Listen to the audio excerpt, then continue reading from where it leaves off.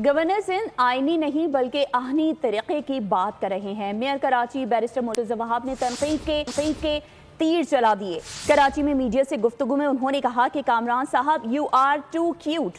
कामरान भाई विफाक से 100 अरब रुपए दिला दें, K4 के लिए 175 अरब रुपए भी दिलवा दें। उन्होंने कहा कि गवर्नर साहब चाइना कटिंग की मद में इस शहर से जो कुछ लिया गया वो भी वापस कर दें।